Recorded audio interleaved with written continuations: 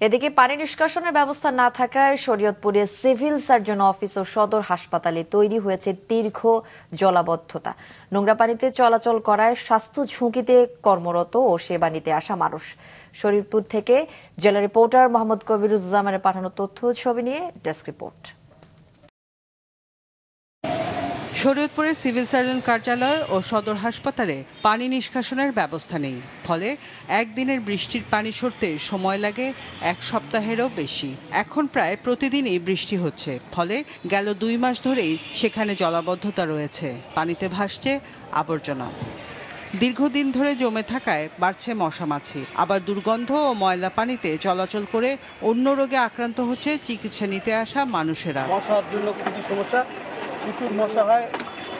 বৃষ্টি আসলে পুরো মানে হাসপাতালের পুরো হাসপাতালটা পুরো ভরে যায়। জলাবদ্ধতার কারণে এই জায়গায় মশা উৎপাদন হইতেছে। তো ডেঙ্গু রোগী যদি এই জায়গায় ভর্তি হয় তাহলে সেই উচিলে আরো রোগীর আরো মানে সমস্যা আরো বাড়বে। ময়লা পানি জমা থাকে, পানি নামার কোনো নিষ্কাশন ব্যবস্থা নেই, এই জন্য সারাক্ষণই মশার বিস্তার ঘটে। জলাবদ্ধতা নিরসনে জেলার সমন্বয় সভায় একাধিকবার প্রস্তাব তুলেও লাভ হয়নি বলে জানালেন হাসপাতালের তত্ত্বাবধায়ক। রাস্তা থেকে আমাদের এই ভবনগুলো জায়গাটা নিচ্ছিল 1 নম্বর, আর 2 নম্বর এলাকা এই যে ড্রেনেজ সিস্টেমগুলো অনেক পুরনো হয়ে গেছে, আর এগুলো পিডব্লিউডির এগুলো কাজ করার কথা এবং তারা করছে। তাদেরকে বারবার টাকা দিতে হবে, কয়েকবার করে কাজ করেও এই জলাবদ্ধতা তারা শুরু করতে পারে না। হাসপাতাল চত্বর কেন যে কোনো জায়গায় যদি পানি থাকে, পানি যদি না নামে তাহলে তো সেখানে ডেঙ্গুর একটা ঝুঁকি থেকেই যায়। রংপুরের সদর হাসপাতালে গড়ে প্রতিদিন ভর্তি থাকে 300 রোগী, আর বহির্বিভাগে চিকিৎসা নেন প্রতিদিন 450 থেকে 500 জন। আর স্বজনদের সহ হিসেব করলে দিনে অন্তত 2000 মানুষ হাসপাতালে অবস্থান করে। মাছরাঙা, নিউজ ডেস্ক।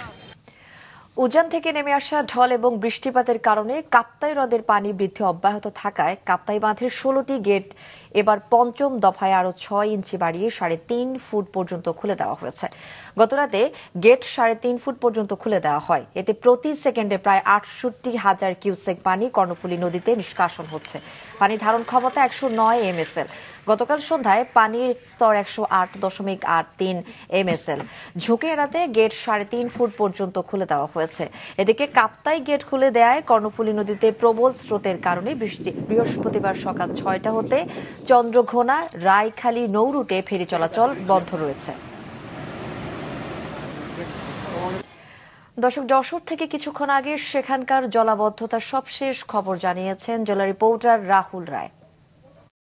বৃষ্টির পানি মুক্তিশ্বরী হয়ে শ্রীহরি নদী দিয়ে প্রবাহিত হচ্ছে, যার কারণে আশপাশের গ্রাম নতুন করে প্লাবিত হচ্ছে এবং এলাকার যে বদ্ধ পানি সেটি স্থায়ী রূপ নিচ্ছে।